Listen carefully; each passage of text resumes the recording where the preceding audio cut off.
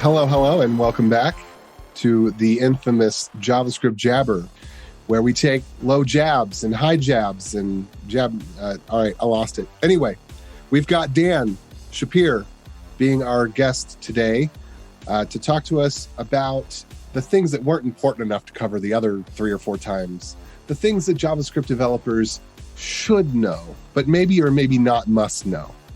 I'm your host, AJ O'Neill, yo, coming at you live from the gray skies of Pleasant Grove. We also have with us Amy Knight. Hello from Nashville. And Dan, who needs no introduction. Why don't you kick us off? Yeah, so you put it quite eloquently. You know, after we finish those 3 episodes on the things that JavaScript developers must know, because as it turns out, there are a lot of things that JavaScript developers actually apparently need to know. It occurred to me that there are a whole bunch of additional things that are really useful to know, but are not necessarily in the must-know category. That means that you can get by without actually knowing them, but it's certainly beneficial if you do. And I tried to put a list of these, and that's the list that you guys have in front of you. So this time, instead of reading it through, I think we'll just do it, as a surprise, just an item by item. What do you think of that? Let's do Sounds it. good to me. This episode is brought to you by Dexecure, a company that helps developers make websites load faster automatically. With Dexecure, you no longer need to constantly chase new compression techniques. Let them do the work for you and focus on what you love doing, building products and features. Not only is Dexecure easy to integrate, it makes your website 40% faster, increases website traffic, and better yet, your website running faster than your competitors. Visit Dexecure.com/JSJabber to learn more about how their products work. Okay, so the first one I had on my list was actually prompted by a Twitter meme that kind of resurfaces every couple of weeks. It's this animated GIF that shows passing parameters into a function and comparing passing by value to passing by reference. And on the left-hand side, I think you have, in both cases, you have a cup of coffee, an empty cup of coffee being passed into a function. And then inside the function, the cup of coffee is actually filled. And then on the one side, on the pass by value side, the cup of coffee that's outside the function stays empty, while on the pass by reference, the cup of coffee gets filled as well. And this is always tagged in the context of JavaScript and coding newbie and 100 days of code. And I find it somewhat unfortunate because it really shows a lack of understanding, I would say, about how parameters actually get passed into functions in JavaScript. I also feel like this should have probably been admittedly moved to like one of our earlier episodes, because this is actually really important and the source of a lot of bugs. I know people that have been programming in JavaScript for like 10 years and don't understand the difference between the reference and value stuff. Not good. And it pops up as bugs in their code. And they're like, I don't remember why this happens. I just have to do it the other way. And I don't know why. It's also been a pretty popular, like whenever you have like trick interview questions, this is a pretty popular one. There's nothing that's a trick about this. No, it's not tricky about it. However, yeah, it helps people like understand, like, do you know the JavaScript language? Or anyways, carry on, Dan. Well, so in this context, JavaScript is kind of like its original namesake, which is Java, in that in JavaScript, you really only pass parameters by value. There is no pass by reference in JavaScript. Now, this is really confusing to a lot of people because they say, hey, wait a minute, when I pass an object into a function, I pass the reference to that object. And that's correct. But what actually happens is that you pass the reference by value. That means the parameter that you pass in is not the object itself, it's the reference to that object. And that reference gets passed in by value. What does that mean? It means that if inside, let's say the external variable is called A and the parameter's name or the argument name in the function is called B, so you pass A into B. If you then modify B to reference another object, that does not impact the A reference. A continues to reference the original object. If you actually we're using a programming language which does support pass by reference, programming language like C++ or C# or VB. Rust or Go. Yeah, or Fortran, if we go really old school, then you could actually specify that you're passing the reference itself by reference. In fact, kind of making B and A aliases to the same variable. And then if you cause B to reference some other object, then A would also reference that same object. So again, in JavaScript, whenever you're passing a variable, it's always by value. It's as if, again, going back to my example, with A on the outside and B on the inside, it's as if you did B equals A. And from that point on, these are two separate and distinct variables that, again, might reference the same object. And if they do reference the same object, then when one of them is used to modify the object, because it's the same object, the other one references that same object and gets that same modification.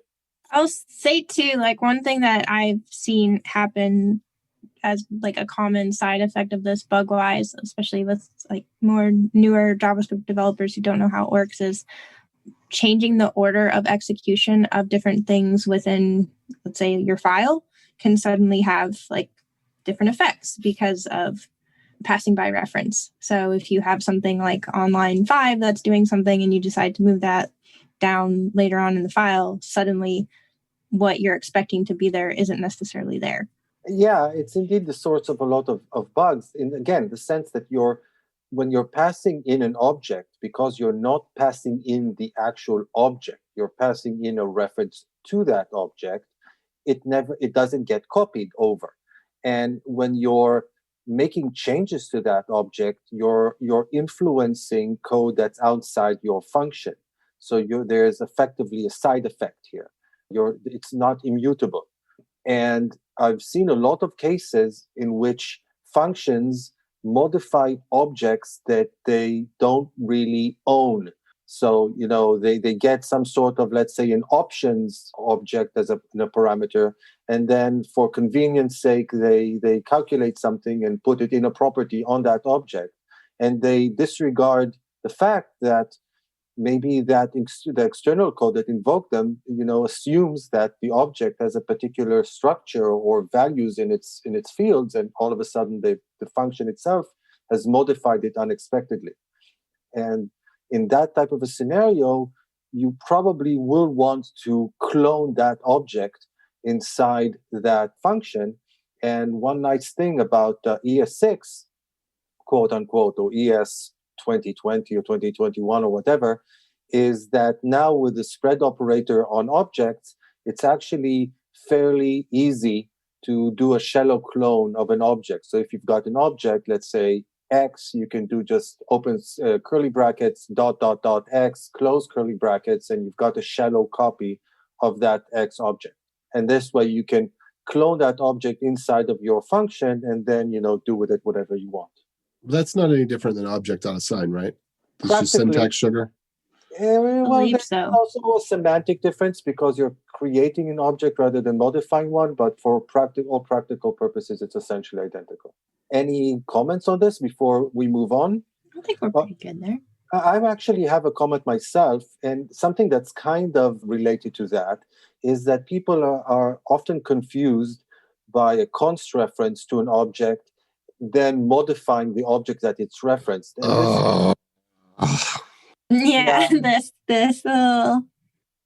Yeah, and this is again, it's the same sort of thing, because again, the const here is the reference. The reference cannot be changed, not the object which is being referenced. That object is wholly immutable.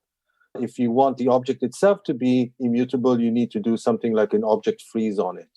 So it's kind of related and certainly confusing to a lot of people when they see const used in this way. Some people even consider it a sort of a bug in the language, I think. One other thing in regards to weirdnesses that happen with functions is we didn't talk about the arguments, special, I don't know what we call it, keyword, I guess, variable, property. I don't know what it's a thing. Arguments object. Yeah, it's not really an object. I mean, It's dead to not me. a JavaScript object. I would say it's dead to me. Well, I think it's just important to know. So there's an arguments thing in the same way that this exists inside of a function. Arguments also exist inside of a function, but arguments is neither an object nor an array in terms of a JavaScript object or a JavaScript array. It is a special reference type that doesn't exist anywhere else in the language. And if you modify the array-like thing that is called arguments, it can modify references. So it almost acts like a double pointer. So if you had some elements that you were passing in, say A and B, and you were to modify arguments sub-0 equals 5, then whatever A is that's being received by the function would become 5. And this is just a weird thing that I don't think that it's super important to understand under the hood, like how that's working or why. Just that it's kind of a bug in the language that can't get fixed for whatever reason. No, so it actually let me interrupt you. It actually sort of got fixed, because if you use strict mode, then arguments doesn't behave this way anymore. I'm going to test that real quick. Please do. Correct me if I'm wrong. It wouldn't be the first time. But that's what I recall, that if you use strict mode, then arguments ceases to be an alias for the original arguments, and in fact becomes more of like a copy of them. But like I said, in any event, arguments is kind of dead to me. I now use the spread operator when I want to handle a variable length argument list, and much safer and cleaner, I would say. And while we're waiting for AJ to finish verifying me, let's look at the next topic in the list. And the next topic that I have in this list is sparse arrays. It's funny, that one, because I think that a lot of JavaScript developers aren't even aware that this thing even exists. And you know what? Like I said, it's something that you should know, because if you don't know that it exists, it's usually not the end of the world, except that sometimes it might result in behavior that you might find to be inexplicable or maybe even a bug. To be clear, it should not exist. It should throw syntax errors when you put commas back to back to back by accident. But there's actually an easier way to think about it. So what you were referring to, the fact that I can actually initialize an array or create an array literal, and instead of putting values in between the commas, I can just string along several commas together, effectively creating a non-value in between existing values. But I'll give a simpler example of a sparse array. And that's suppose that I assign an empty array literal into the variable A. So I do A equals open square brackets, close square brackets. And then I do A open square brackets, 1 million, close square brackets equals 7. That is, I put the value 7 into the position 1 million inside of the array, position that previously did not exist because I initialized the variable with an empty array. Now, in some programming languages, that might cause something like a segmentation fault. You know, you're accessing memory that you don't own. In other languages, you're more protected, like Java, that would just throw an exception, an out-of-range array access exception that you can catch. In JavaScript, that works just fine. You've, in fact, increased the array to be of a length of 1 million, or actually, more correctly, 1,000,001, because arrays are zero-based, of course, as God intended, and you put the value 7 there. So that kind of begs the question, by making this single assignment, did I just allocate 1 million array entries or 1,000,001 array entries? So initially it might actually seem so, because if I do a.length, it will in fact return 1,000,001. But if I do a for each on the array to iterate over all the elements, I will find that it actually only iterated over that one element. And well, it depends on how you iterate, because it behaves differently with different iterator constructs in the language, which is like I said, the length did increase to 1,000,001. So if I do for I 0, I less than a dot length, then obviously I would iterate through 1,000,000 values of I and, visit all these entries in between. But if I do iteration over the actual entries that exist in the array using either for each or a for in loop, then I would see that I only actually iterated over that one single entry.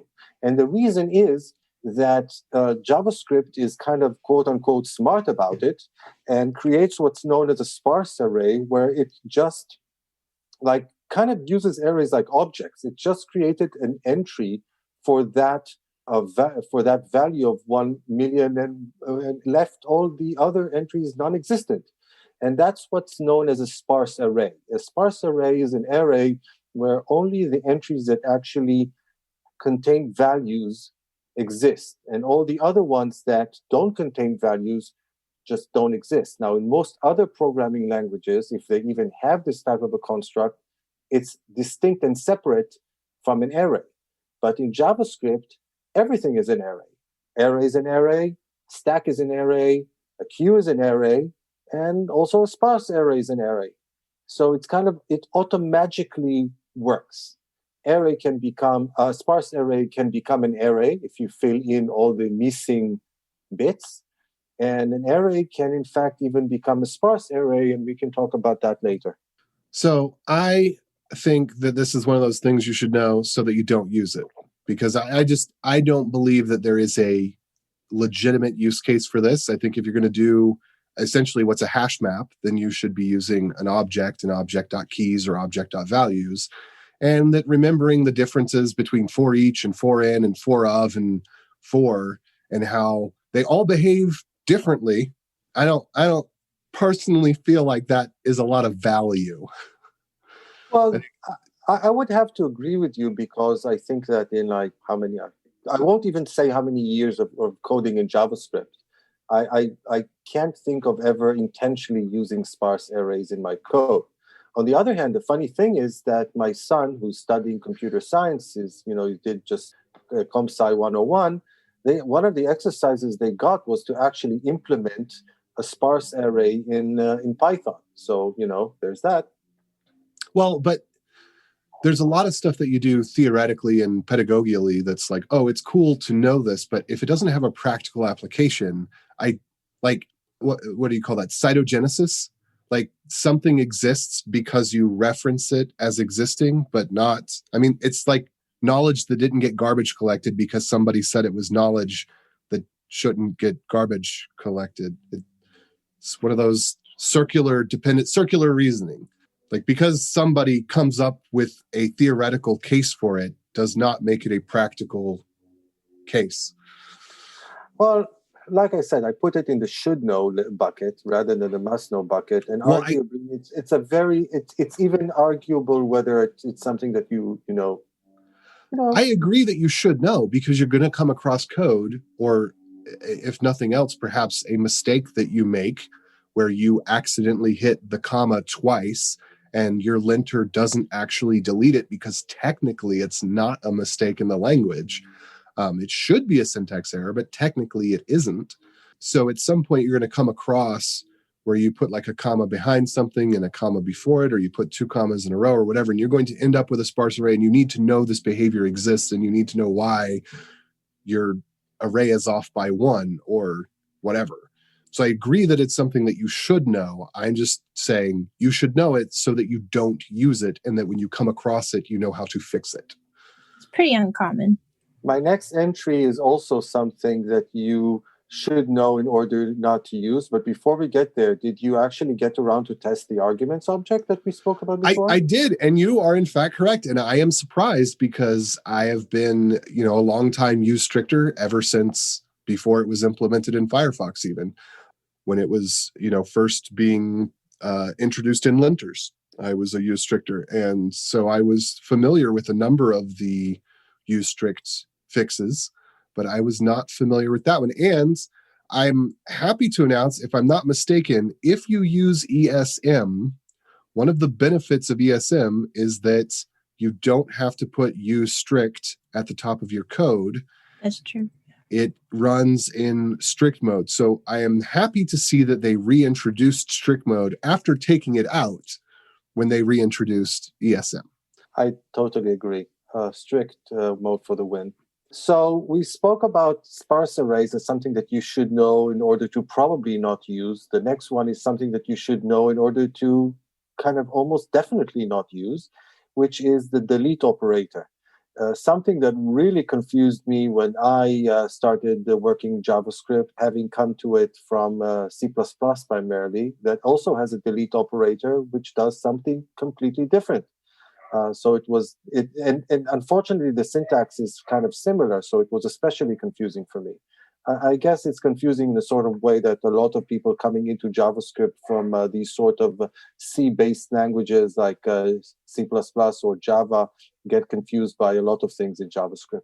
But anyway, so the delete operator, what the delete operator in these other languages, just because I mentioned it in C++, delete operator is the opposite of new. That is, C++ does not have a garbage collector. So when you allocate an object using new, you have to explicitly release it so that its memory can be reused. And the way that you do that is with the delete operator.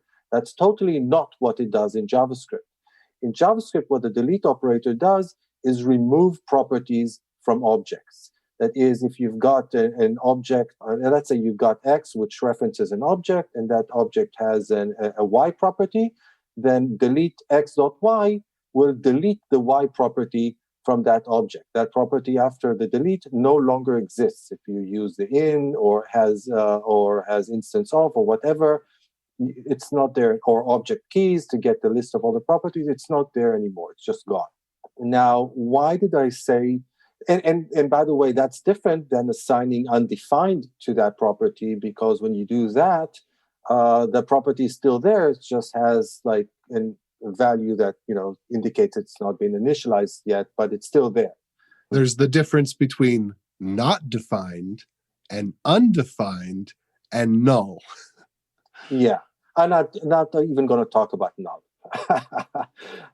Talking about things that maybe ideally would not have existed in the language. But anyway, so why am I saying that you should not use delete in most cases? Because using delete modifies the structure of the object, which gets in the way of the JavaScript engine being able to optimize the code. It turns out that, when you look at JavaScript objects, they kind of operate like property bags or even dictionaries. And you might think that the JavaScript engine does kind of lookup whenever it needs to access a property. And way back when, that's actually what it did. So way back when, objects were kind of implemented similar to a hash in other programming to a hash map in other programming languages, and you would literally do a lookup. But that's really expensive.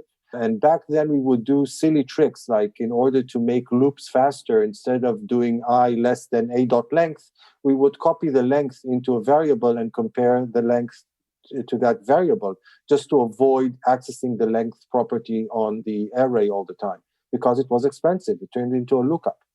Well, JavaScript engines don't work like this anymore. I won't go into the details, but they have this whole concept of hidden classes. They basically turn the names into offsets within the structure of the object. So they kind of work in this way without actually having explicit classes. They work as efficiently as programming languages that use classes and are compiled like Java or like C++ or C#. And then when you use delete, the delete operator in JavaScript, it kind of throws this whole thing out the window, because you've removed a property and potentially changed the offsets of all the other properties in that object, because all the properties that came after this property are now moved back, and that really gets in the way, let's say, of the JavaScript engine ability to optimize the code. So really the only use that you might have for the delete operator in JavaScript is when you're using the object really explicitly as a map. But then I might argue that these days you should probably be using the new map type rather than using an object for it. I would love to hear why that is. Because I believe that you should use things for what they're intended. Because at the very least, you convey intent. When I see somebody use a map, I know that, hey, they're going to be using this thing as a map. If I see somebody using an object, well, they might be using it as a map, but they might just be using it as an object. I need to read the code in order to understand. Well, so my question is, because I've never used a map, and part of the reason I've never used any of these new map and set and all that is because it just sounds complicated. Like, what I've got works. Why do I need a different tool? Like, what does it benefit me? 'Cause my fear is this. It's just going to make debugging harder and portability harder and understanding between communicating with people more difficult. Like, I get what you're saying. If it says, map, then well, you hope that it's being used as a map intentionally. But as far as I understand, there's no optimization that you get from it. It just makes it more complicated, makes the enumeration of properties weirder. It just screws up the way things used to be. But I don't really know. That's my from briefly looking at it once years ago and not having looked at it since.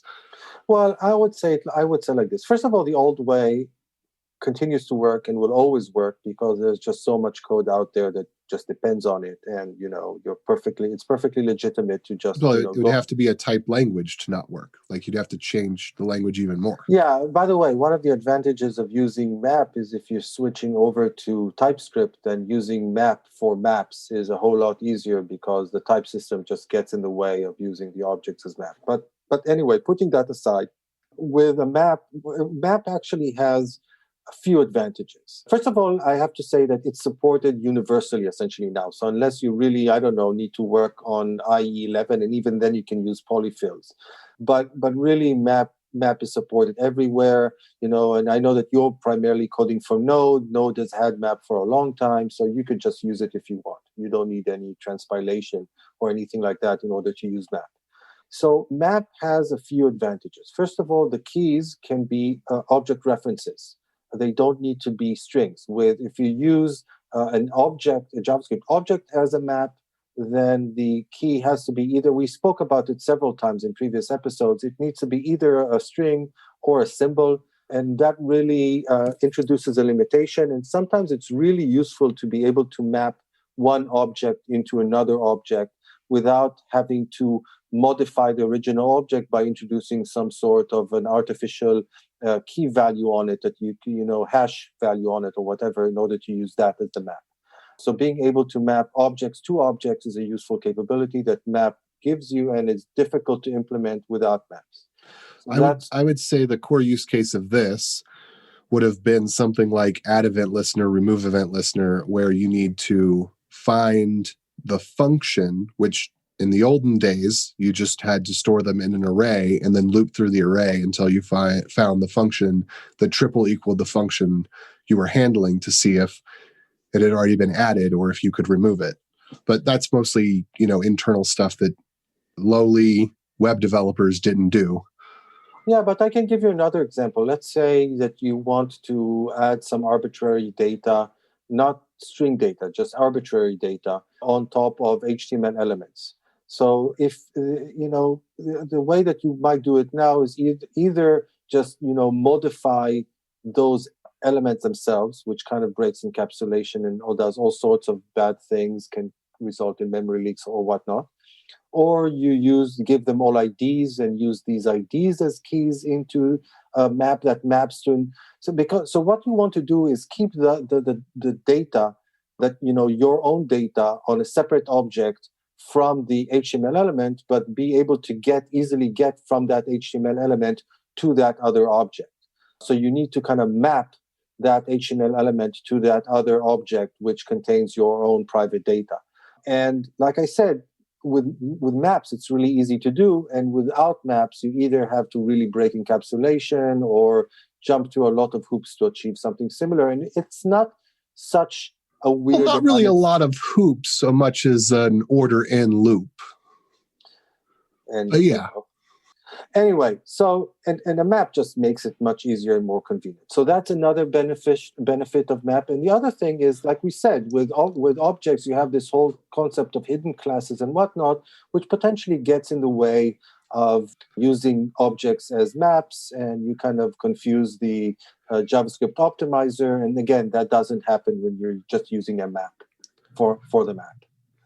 P.S. Steve, did I get a chuckle from you silently there? Because I thought that was a really good dad joke. No, you did not get one from me. Sorry.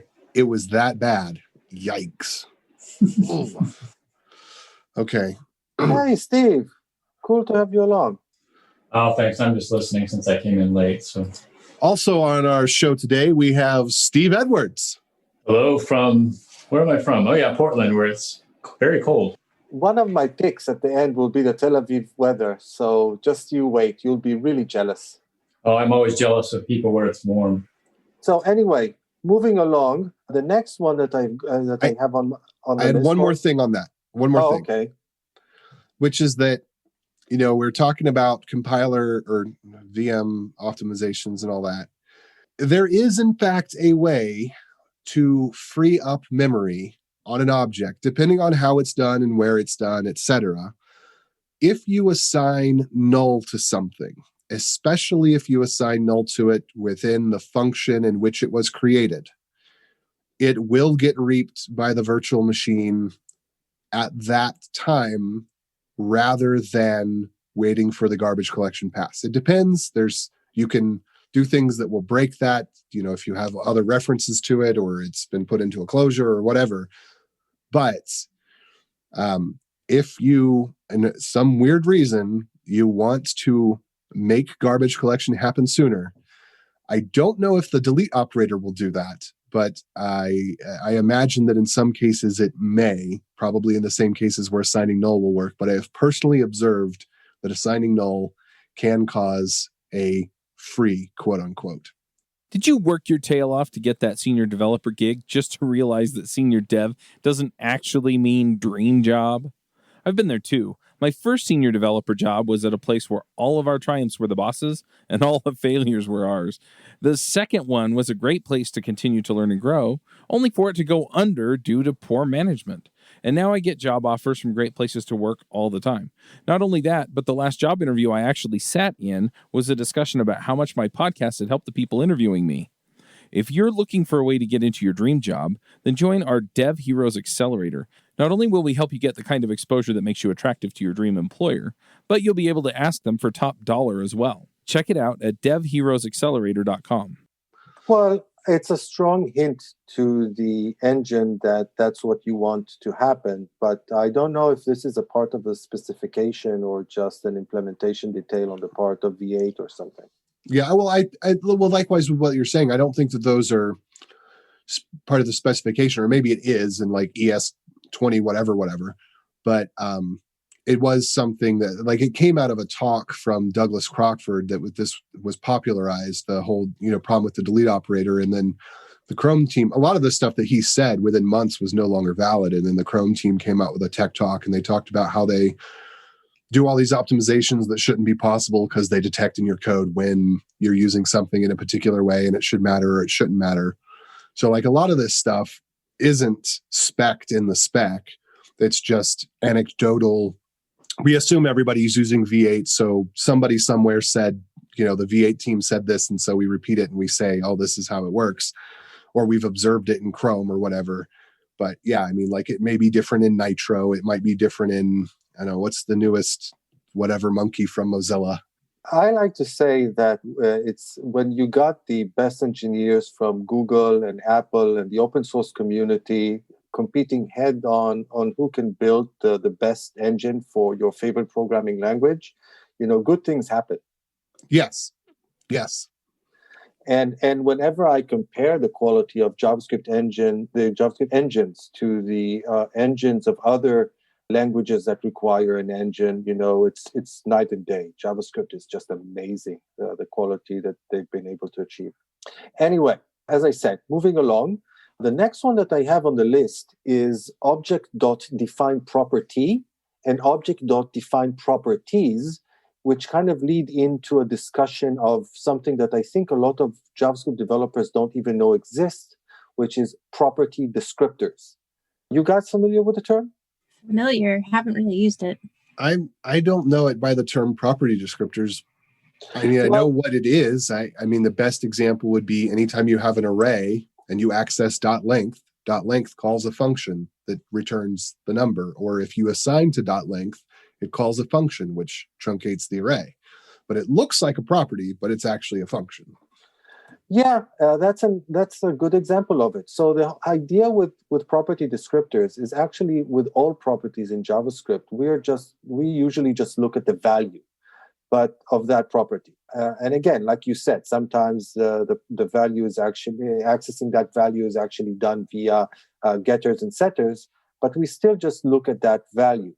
Well, it turns out that objects, in addition to the value, actually contain additional information about each property and the way that it behaves. And the collection of all this information per each property is referred to as a property descriptor. So that property descriptor has a couple of attributes. The obvious attribute is value, which for simple properties would be the value of that property. So if I do let's say again, I have x references an object and I have a property y on it. So x.y equals 7 just means that the value attribute of that property is now set to 7. But there are additional attributes on each property. One attribute, for example, is an attribute called configurable, which is a Boolean. It can be either true or false. And what it specifies is whether or not you can change that descriptor or delete that property. If it's true, then you can. And if it's false, then you can't. Going back to the delete operator, if you try to delete a property that has its configurable attribute and the descriptor is set to false, you can't delete it. I think the delete operator will return false and the property will just stay there. So, it's an interesting name, like configurable, for saying you can't delete it. But yeah, there you are. So that's one attribute. A more useful attribute is an attribute called enumerable, which is also a Boolean, and basically says whether or not that attribute participates in enumerations. Going back again, AJ, to your example of the length on an array. So an array, let's say I have an array of let's say 3 elements. So I effectively have a property 0, a property 1, and a property 2, but also a property length. But when I enumerate the array, I only see 0, 1, and 2. I don't see the length. And that's because length is specified as not being enumerable. Its enumerable attribute is false. And in general, I hate it when people do this, because usually whatever the thing is isn't documented, and you can't console.log to figure out what the heck it does or what its functions are. Like, for example, Google's OAuth library is probably one of those poorly documented libraries in all of history. There's like lots of features that it has that you literally, they're not in the official documentation, but they're somewhere. And if you console.log any of the objects, like the user object, for example, you get a bunch of garbage that's like, it's like minified. So the object will have like a ._y property or something like that, and that'll end up being the user. But what you're supposed to call is .get user ID or something. And all of these, I don't know what they did. And maybe it's just prototypes. Maybe they're just making a class out of it or something. But I love to be able to debug things just by doing a console.log and trying to figure out what it is. But so often, there's nothing about the object that is Googleable or that describes the object. So you have to know what the object is in order to go find the documentation, and it may not exist. So I like the idea that you can set things to non-enumerable, other than the very basic primitives that were part of the language from the beginning, like array. That makes sense that .length is non-enumerable. I mean, personally, I think it should show up in object.keys. I don't know whether it does or not, but no, it doesn't. Yeah. It doesn't. But this, like, how do you enumerate things that are non-enumerable? Do you know? Well, Is there a way to do it? I think that if you look at if you do the console log, you actually now, at least in DevTools, should be able to see the non-enumerable properties as well. Again, you can test it. But look, when constructing an API, if you're constructing an API that's supposed to resemble some sort of a collection, that means that people will enumerate over it, then it does make sense to specify certain things that you don't want to be enumerated as being, having enumerable equal being set to false. But very few people actually use it. By the way, the way that you specify all of these, I did mention it before, because when you just do x.y equals 7, you create a property and you get the default values for all of these. So it's by default it's configurable, and by default it's enumerable, and by default it's also writable, which is the next attribute that I was going to mention. If you want to specify values other than these, then you use object-defined property, or if you want to create multiple properties at once, you use object.defined properties, plural, and then you can explicitly set these attributes. I kind of Googled. Yeah, go for it. I was going to say I Googled because I was also curious of AJ's question about how do you get non-enumerable properties. And it looks like object has a method get own property names that returns enumerable and non-enumerable properties. Bless you. Bless you. Yeah, I'm going to write this down. I committed to memory. There's always the hack. Yeah. And we rely on these hacks. I kind of mentioned the next attribute, which is writable, which kind of controls whether it's a read-only or read-write attribute. Or alternatively, you can actually set getters and setters. There are other ways to specify getters and setters, but you can also do them using it this way. And then you can either create something that is effectively like controlled via functions, but behaves as if it's a property, a simple property like the array length, which AJ mentioned before. Because we love to have side effects on reading a value, right? Yeah, for sure. To be honest, I've come to the point, I know that getters and setters were a big thing in object-oriented programming, and there was a point in time where everybody thought that by putting a ton of getters and setters, they were, quote-unquote, doing good encapsulation, and I've always hated it. Yeah, I didn't really get that. It just seemed like a lot of extra code for a value. Yes. Ugh, I don't like it. So this is, with the defined property and defined properties, I view these the same way that I view prototype. The average person shouldn't touch it. It should only be for people that are implementing libraries that are patching the language itself. Like, if you're creating a library that's a polyfill library, that is maybe an appropriate case for defined property and defined properties. I hope that people don't use this in their regular day-to-day code or to show off their ninja skills. I would say that it's kind of useful at the API layer. When you're creating an API, you may want to have greater control over, the behavior of the API to any code that consumes it. But I doubt that people will overly use it, because creating object literals in JavaScript, it's so easy, and defined property and defined properties are so verbose that I doubt that a lot of people actually use them. You underestimate how many people like to look cool. I've given up on looking cool a long time ago. Well, that's great, Dan, and I value you for that. Makes you a lot cooler in my eyes, even ice cold. Thank you, AJ. Anything else about these before we move to the next one? Okay, then. So a while back in one of the episodes, when we were speaking about things that JavaScript developers must know, I think it was in the third episode or whatever, Amy, you expressed shock and horror that we did not discuss the DOM as something that JavaScript developers must know. And we all apologized by saying, I think more or less, that it seemed so obvious to us that it just, didn't even occur. But and then we started talking about when by knowing the DOM, does it mean that we actually need to memorize portions of the DOM? And I think it was you, AJ, who mentioned that maybe a certain small amount, and you gave it as an example, the add event listener as a DOM API that everybody knows and everybody memorizes and knows how to use. And I kind of joked in response that everybody knows the first two arguments of add event listener, but very few people actually understand the third argument. In fact, most people just don't specify it at all and have no idea what it really does. And so in this case of things that JavaScript developers should know, bordering on things that I think they need to know is that third argument to add event listener. And in order to understand the purpose of that argument, we need to speak a little bit about how events actually work in JavaScript, which is a really important subject, and the concept of event bubbling and event capture.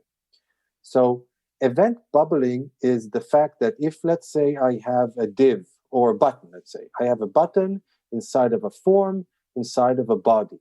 If I click on that button, there it generates a click event, and the target of that click event is that button which was clicked on. And that event is given to be handled by any event listeners attached to that element, to that button. But after the button gets its chance at handling that event, the event then starts bubbling up the DOM tree. So from the button, it then bubbles to the form, and from the form to the body, and from the body to the HTML, and from there to the document, and finally to the window. So it kind of similar to bubbles in I don't know, in a soft drink. It kind of, the event kind of, goes up and up and up. So that's event bubbling. Now, I think there's an exception to that. Correct me if I'm wrong, but I think the submit event will only bubble as far as the form. Well, there are a couple of events that behave somewhat differently. So, for example, the focus event, I think, doesn't bubble at all, as I recall. So, is that just on like inputs? Is that the only place that you have focus? On things that have a tabs, that either are inputs or have a tab stop attribute, as I recall. You're really stretching my recollection of the DOM API. But yes, so bubbling is not always and not exactly the same everywhere, but in most cases, events do bubble. And you can prevent bubbling by canceling the bubbling. So you actually, on the event object, there's this method whose exact name suddenly escapes me, which is cancel bubble or something like Prevent that. default? No, prevent default is something else. Stop propagation.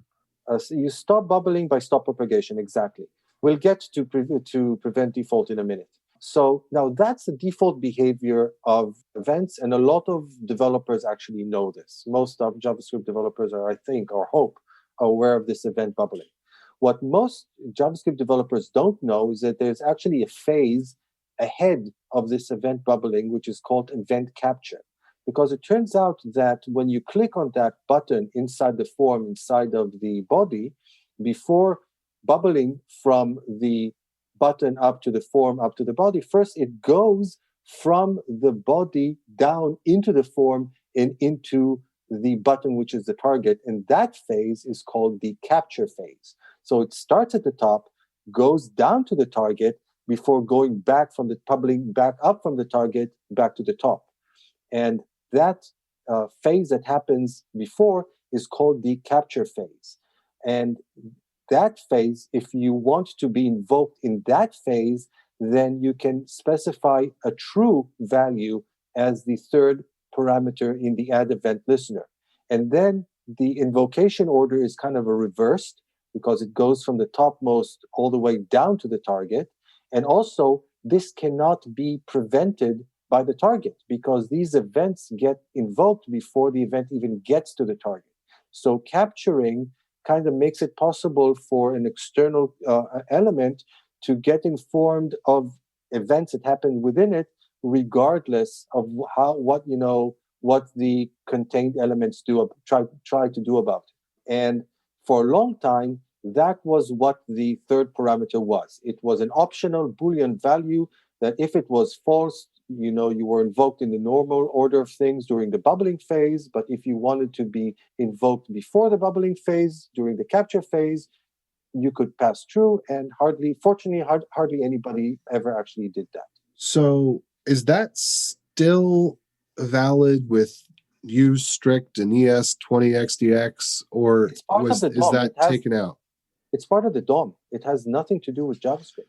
Well, I know, but sometimes these things are deprecated, like the blink tag. Like I think that the synchronous XML HTTP request sync has been either deprecated or removed, or It's still there. That's the way that events still work in the browsers, and you can just test it. I will put a link in the show notes for an excellent article that covers both of these, and you can actually it contains code, live code examples that you can actually use, and it shows that this stuff totally still works.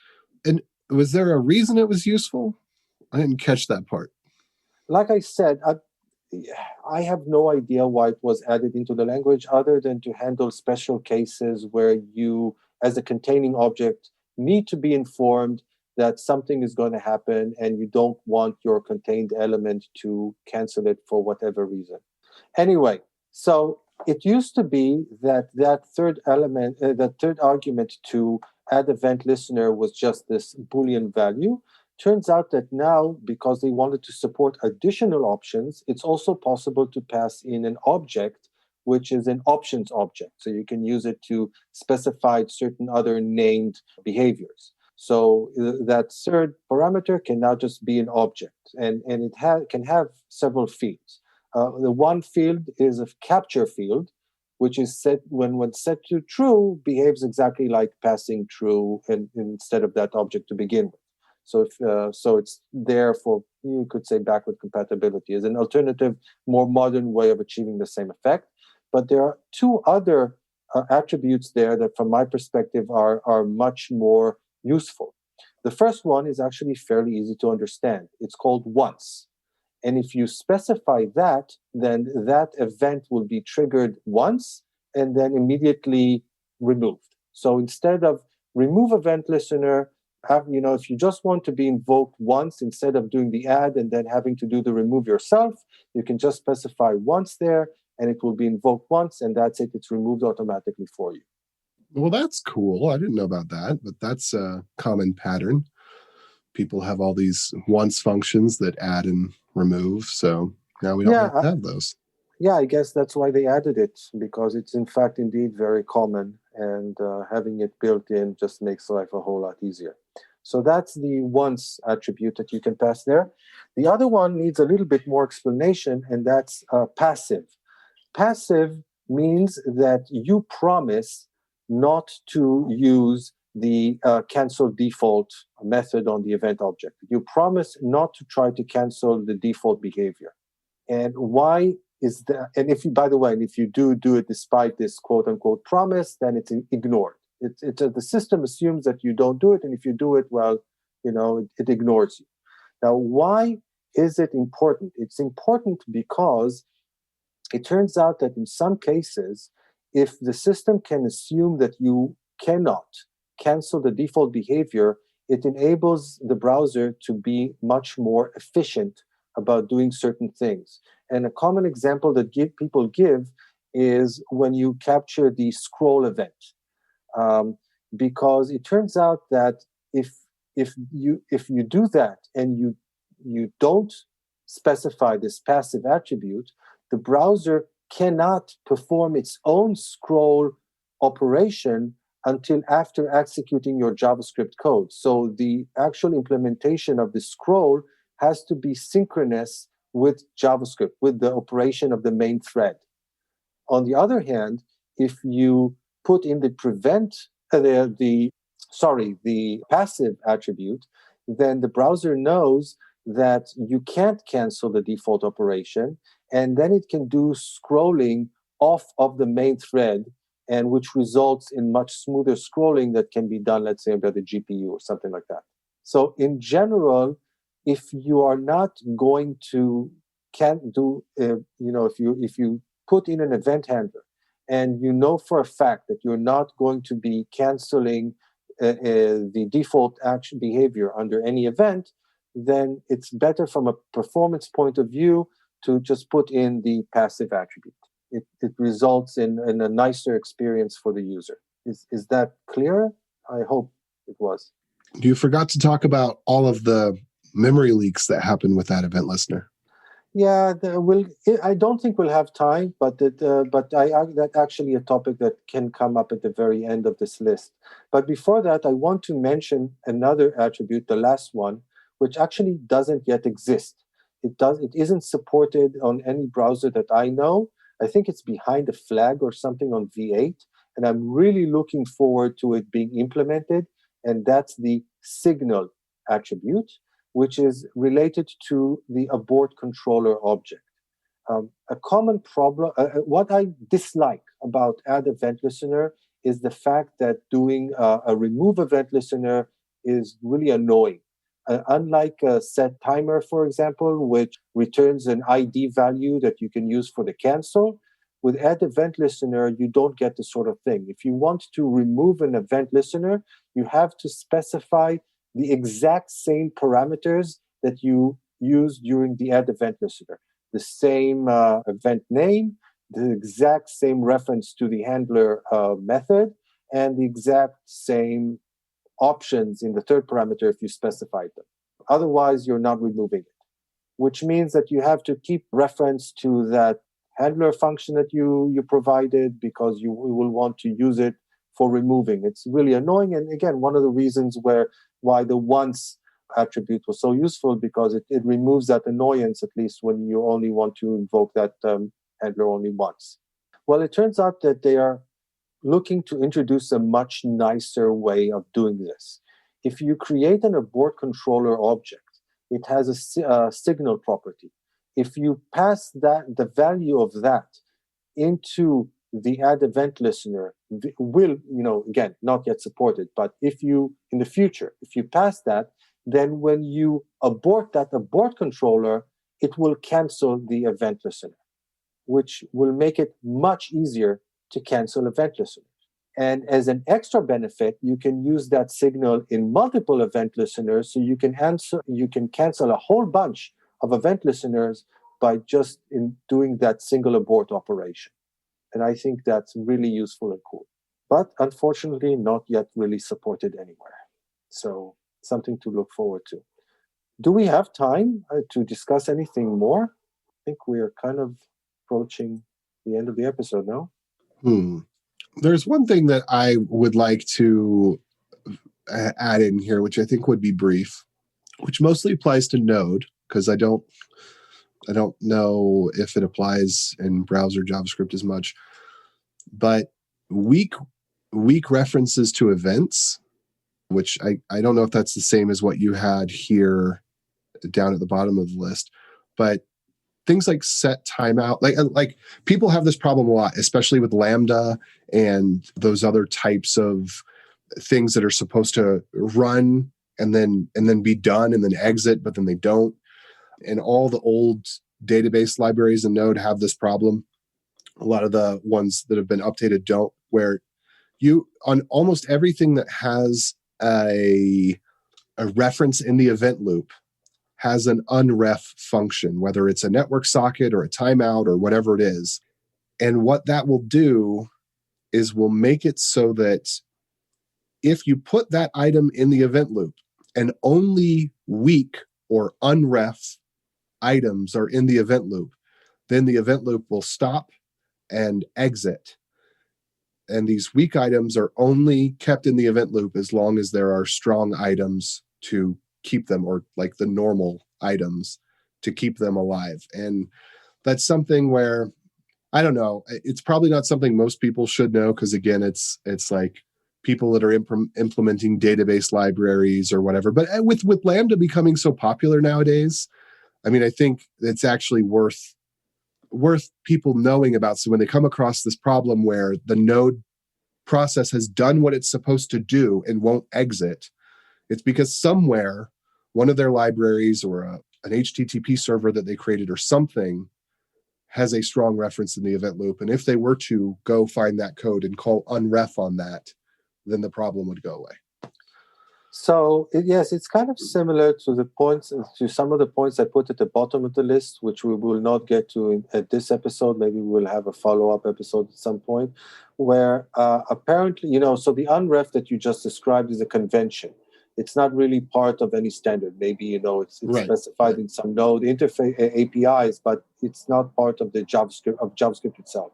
But it turns out that apparently this has impacted JavaScript because they've identified it as an actual need that's not properly addressed by the language itself. And they added several things in order to address it. So previously, they added weak maps and weak sets, which I guess we'll discuss in a future episode. And recently, it's moved to stage 3. They introduced the whole concept of weak references and finalizers, which sound really, really similar to what you just described, but are part of the language itself and are actually supported by the actual engine. So if you do them correctly, you're less likely to run into problems. And turns out that they're actually in Chrome since version 84. I think we're currently on version 88 as of the time of this recording. So you can actually play with them in your current Chrome browser. But I think these topics are kind of too complicated to touch on in the time that we have. Okay. Anyway, again, we've got, to leave us with a taste for the future episode. The other items that I have on the list are layout reflow thrashing, the virtual DOM as a concept, why it exists, how it works, stuff like that. It's present in so many frameworks where I think it's beneficial to know it, is a distinct thing. And also there are other frameworks which kind of, boast not actually having a virtual DOM. So there's whole discussion of whether or not it's a good thing. And then 3 things that have been added to JavaScript that you can't really mock or can't polyfill. That means that either you have them and can use them, or you don't have them, in which case you can't. The weak map, weak set, which we just mentioned, weak references and finalizers, and also the concept of the object, the proxy object.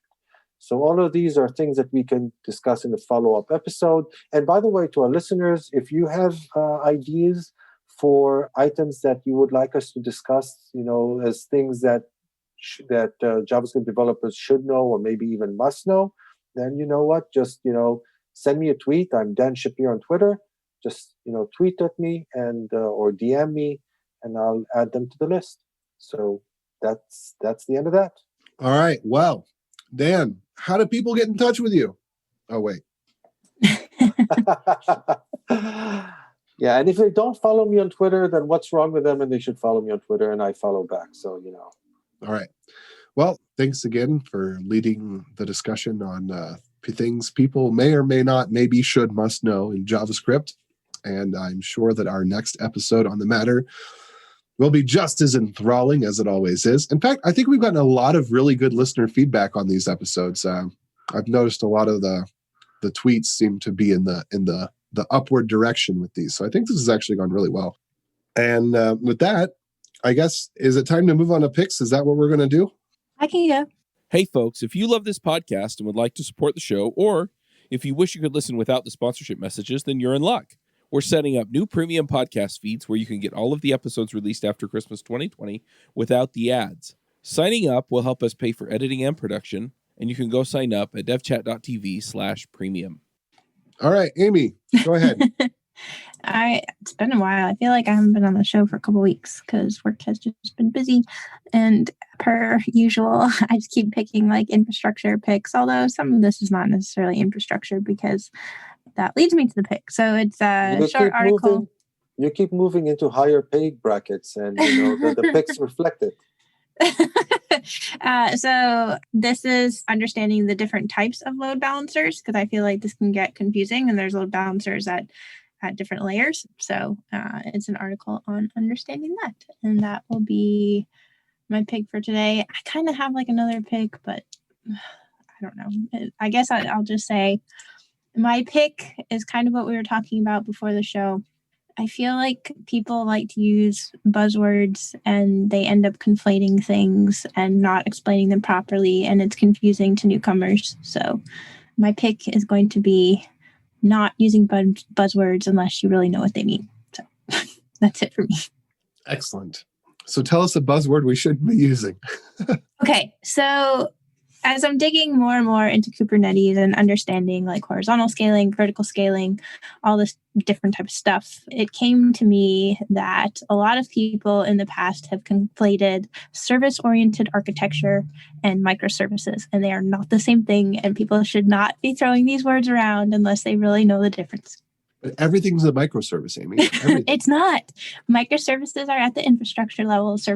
Service-oriented architecture is at the application level.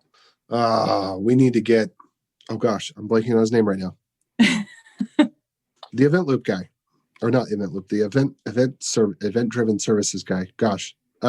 I'll remember it later. Anyway, we need to get him on the show. Episode. Either that or just get Amy to give us to be the guest on an episode that Infrastructure for newbies. Yeah, something like that. Ethan Garofalo or the name sounds familiar. I've been his friend for years, but nobody knows his last name. I'm just so tired of people throwing these words around, and they're not the same thing, and it's confusing to people, and like new people entering the industry. Just please don't. Well, on that note, I'm going to pick Ethan. I'm going to find his name and his YouTube channel and throw it in here in a second. But I'll let somebody else go first. Steve, could you go? No, I was going to leave me out since I'm really not here today. I didn't really contribute anything, so I was going to bail. Not even contributing to the picks? So sad. I don't have one to contribute. I've been thinking about it. All righty. I'm just listening to Dan's words of wisdom all day. All day. Well, all hour. Let's put it that way. Yeah. Okay. So I have a few picks, two actually. So my first pick, kind of mentioned before, so it's going to be the Tel Aviv weather. In Tel Aviv, we're kind of in springtime. Actually, I have to say this entire winter, we had a whole bunch of rain, but in terms of temperature, it never really went very low. And now it's kind of springtime here. Although I assume we will have some more rainy days before it ends. Just so you know, it's 75 degrees and sunny. So that's the temperature here. That's the weather here. So be very jealous. And it's really annoying because we're only now coming out of lockdown and people are allowed to actually go outside. So previously we had this wonderful weather, but you were restricted to within 1,000 yards of wherever you lived. Although a lot of people were actually ignoring this restriction. So yeah, it's interesting. Anyway, so that was my first pick. My second pick is again. I hope I'm going to say his name correctly. It's Axel Rauschmeyer. Does anybody know how to? We should definitely have him on the show, and then he can tell us how to actually say his name. He's one of the. I would consider him one of the leading JavaScript language experts. He has an excellent blog, which is called Tuality. So it's literally the digit 2 followed by ality, ALITY.com. And it's an excellent blog if you're interested in all aspects of the JavaScript language, where it is, where it's going, how it works, and just an excellent blog. And it turns out that he's also written a book, which is called JavaScript for Impatient Programmers, which specifically targets people coming to JavaScript from other programming languages. And it's free to read online, and I'll put the link to it in the show notes. And, I haven't read the book, but given the quality of his blog posts, I can only assume that it's a really good book.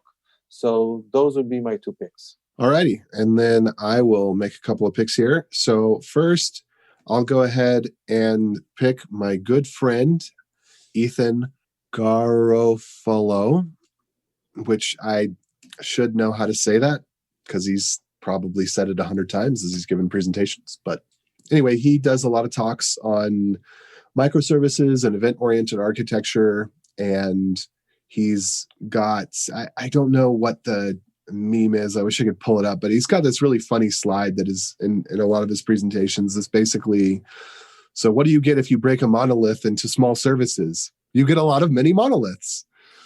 And he does a really good job of explaining good patterns for event-oriented architecture that can lend itself to microservices. I'm also going to pick Xmission. I'm not sure if I picked them before or not, but they're a kind of, well, they do a lot of different hosting stuff, and some of their pricing is really good compared to competitors, and some of it not so much. In particular, their VPS pricing is not really great in comparison to like DigitalOcean and Scaleway and other stuff like that. But I got a VPS with them anyway because they are a very privacy-oriented hosting company, and they are very committed to being apolitical, so much so that they have a transparency report that shows all of the... so they don't listen to social media at all when it comes to affecting who they choose to host or not host. And when it comes to the government, they have a transparency report that shows kind of like 90% of the requests that they've denied because they have deemed the warrant to not actually be a valid legal warrant, or not having a warrant, or not being in the proper jurisdiction or whatever. So I don't know if they've got like a legal team or whatever, but they put effort into making sure that information is only given away when it is legally required and not willy-nilly. And that's something where, if you've been following for a while, I traditionally have not really cared about privacy as such, but I think times as they are, it's kind of becoming more important. And I think it's good to be able to identify some hosts that you can rely on to not let Twitter be the guide of who they choose to host and not host, but let the law and the actual systems that we have in place to protect people's rights, as well as to persecute people, be the judge of that, and not mob rule. So also, since we've been talking about this stuff, if you just do some Googling around LuaJIT, if you're interested in how some of these optimizations work with JavaScript-like languages, Lua is a lightweight language, very similar to JavaScript, created around the same time, follows almost all the same principles, has almost all the same bugs. And there's some stuff out there, and I'm linking to one article or post in particular that looks like it does a decent job, but there's some good stuff out there about the LuaJIT and how it works, and there's probably some good stuff out there about the VM or V8 JIT and whatnot, and how it works. But that's the just-in-time compiler. So check that out if you're interested in that low-level kind of stuff. And then two other quick things. rclone can be a lot faster than rsync if you need to do local copies where some things exist and some things don't exist. So CP is the fastest if you need to copy a big, bulky folder from one place to another, wholesale, new, fresh. rsync is the fastest if you need to find a lot of small changes in between files and folders. And rclone is almost as good as rsync, but quite a bit faster. And so I'm linking to that. I actually don't have it up on webinstall.dev yet, but I will by the time this airs, most likely. I've been doing pretty good about that anyway. And then the cozy adapters for now that everything's switching over to USB-C, like if you finally got one of the Macs that has one of the USB-C, there's this little thing called cozy adapters, and they're little silicone bands that wrap around the USB-A and the USB Lightning adapters so that you can have your USB-C cables, but still be able to interop with other devices when you need the USB-A end or the Lightning end to be able to plug into something. And the silicone just goes on there so you can tether it to the USB-C cable so that you don't have to deal with the problems of losing the little adapter bits. And so now I've reduced the number of cables I have by using those. AJ, what you said about Xmission reminds me of something. You remember how there was this while back, this thing where I think it was the FBI or some agency that wanted information off of an iPhone, and Apple wouldn't give them the ability to, gain access to that iPhone. So they were they weren't able to actually read those exchanges or emails. Do you remember that story? I do, and I'm very skeptical of it. I think that Apple had ulterior motives, but Well, it turns out that the Russian government was much more effective about these sort of things because one of the protesters had like this information on her. So there are protests going on in Russia right now, and the Russian police is really cracking down on them. And they wanted some information off of the iPhone of one of the protesters, a girl who was protesting there. So they managed to crack her iPhone. Do you know how they did that? I'm guessing they did it like in the TV shows where they spray something over the fingerprint scanner and then make a silicone mold and then press it against it. No, easier. Actually, they told her that if she didn't give them the password, they would electrocute her. Oh, how quaint. Yeah, it turns out that works. Yeah, that brings to mind the XKCD about encryption and security. The one where they say, what people think, oh no, 4096-bit encryption, foiled again, our evil plans are ruined. What happens in reality? Give us the password or we'll hit you with a wrench. Yes. So yeah, that's effectively what happened there. You know, we're joking, but it's not that funny really. Well, I don't know if they have due process of law like we have here, and that is kind of scary and sad and all of that. I wouldn't bet on it. Let's put it this way. Yeah. Well, anyway, on that note, I've actually been defanging my phone, meaning getting rid of Facebook, Amazon, Netflix, and Google, which gosh knows how many apps those companies own. It's probably 90% of the ones I have on my phone, even though they don't carry their logo on it. But I have been defanging my phone as well. Well, there is an interesting thing here, again, not picked, but it's worth mentioning, and I don't have the link. I read somewhere that Apple is going to be changing their privacy policy, which is going to prevent the Google and Facebook apps from accessing a lot of the information which they currently do. I'm skeptical of Apple. Like, I am switching to some of their stuff. Like, I'm switching from Gmail to iCloud because I realized, like, yeah, Gmail was really cool back in 2004, but now it doesn't actually offer any particular advantage over anything else anymore. Like, it's kind of weird. Some of these technologies are really great. You forget why you actually use them. I think that this is I definitely don't think that Apple is doing this for altruistic reasons, but I think that this might be a situation where Apple is doing something which is positive for wholly wholly for its own benefit, but the outcome is actually beneficial. Yeah. Well, I'm just skeptical of them because, for example, I don't know if I think that it was pushed as on by default. I don't remember if they even gave you a little thing to warn you about it or whatever. They must have. But if you have an iPhone, there's a thing called exposure notifications, which is quote unquote for COVID-19 tracking.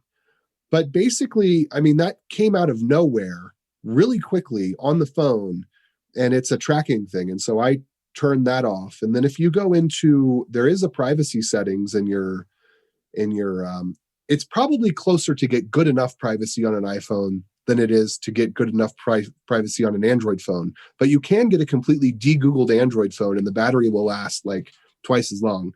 But anyway, in the iPhone, there is a privacy setting, and you can go in there and see location services, and you can turn off a lot of that stuff that it just makes no sense for it to be using your location. I mean, things like SoundHound or Shazam or Redbox. I mean, well, no, Redbox, that kind of makes sense because you're going to be going to where the Redbox location is. But you'll find there's a whole bunch of stuff that you forgot you had turned on location. It says while using, but it's like if you've ever opened the app the entire time you've not rebooted it, or even if you have rebooted it, like you double tap the home screen, all of those things are open. So technically you're using all of them. So I don't know if that's what while using means. But there's tons of stuff using your location all the time. And then if you also look at Bluetooth, that's how a lot of these apps do contact tracing. Like you just walk by somebody else that has one of these Bluetooth apps on, and then it signals or something. And you'll find like all sorts of stuff in there where you just, clicked allow absentmindedly. And you're like, why is Shazam using Bluetooth? Or like, why is GroupMe using Bluetooth? Or, there's just a bunch of stuff where it's like, this makes no sense. Like Chick-fil-A, maybe they have a Bluetooth sensor at the register, but why would Chick-fil-A be using Bluetooth? Just ton of stuff like that. It's kind of really scary. Yeah, well, it's turned into a long, big section, but I'll because of what you said, I'll mention one more thing. So just so you know that in Israel, in order to, with this whole COVID thing, they wanted people who were exposed to people who actually got the virus to go into quarantine. And the way that they actually went about it is that the Israeli equivalent of the FBI actually started tracking the locations via the phones of all Israelis using the various cell towers. And if you were in the proximity of somebody who was positive, or was identified as being positive for COVID for, let's say, more than X amount of minutes, you would actually get an SMS from the government telling you need to go into quarantine. And you would then be expected to be in quarantine for the next 2 weeks. And if they found out that you broke quarantine, you could get fined for, a large amount of money. That just sounds too scary to me because it starts with good intentions, but there's no accountability. Like, how can you say that person was or wasn't there? I mean, it gets to the point where it's too many levels removed from reality. Like, I can send you an SMS and say whatever I want to say. Like, how do I prove to the person that's being persecuted in this way that they actually were in proximity of X person? I don't have any doubt that it starts out with good. Well, I actually do have some doubt, depending on what region of the world it's in, that it starts out with good intentions. Certainly it's publicized as good intentions. But once you open Pandora's box, once you say, okay, well, now anytime we want to, we can tell you that you're basically under house arrest because we said so. Where's the accountability? Where's the transparency to be able to prove that these things happened and it wasn't just, well, you have unpopular ideas and so you need to stay at home now? That's totally accurate what you just said. And all I would say in response is remember everything that happened in the US following 9/11. And that was crazy. And I can't believe that we let that happen. And I can't believe that it's continuing to this day. But that was, anyway. Yeah. Anyway, on to happier stuff. So I think that more or less concludes everything, no? Oh, yeah, it was concluded a while ago, but hopefully the rambling doesn't bother people. If they stayed this long, if you listen this long, it's your own fault. It's your own problem. You could have stopped. Yeah, we're way back. We're way past the JavaScript technical stuff. Technical. We're still in technical. Yeah. How much of the tracking is done in JavaScript? How much of the Bluetooth? Anyway. All right. Adios, guys. Bye. And I would say gals, but Amy's gone, so she already adiosed. Peace. Bandwidth for this segment is provided by CacheFly, the world's fastest CDN. Deliver your content fast with CacheFly. Visit CACHEFLY.com to learn more. The new Chevy Silverado HD puts you in command. Own strength with its enhanced available Duramax 6.6-liter turbo diesel V8. Own the lake with its available advanced towing technology.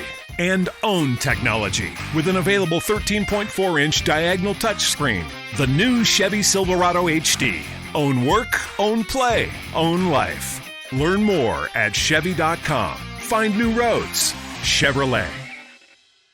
It's Jeep 4x4 season. Make your next adventure epic and hurry in now for great deals. Now well-qualified lessees get a low-mileage lease on the 2023 Jeep Grand Cherokee Laredo 4x4 for $489 a month for 24 months with $3,809 due at signing. Tax, title, license extra. No security deposit required. Call 1-888-925-JEEP for details. Requires dealer contribution, at least through Ally Financial. Extra charge for miles over 20,000. Residency restrictions apply. Take delivery by 5/31/23. Jeep is a registered trademark.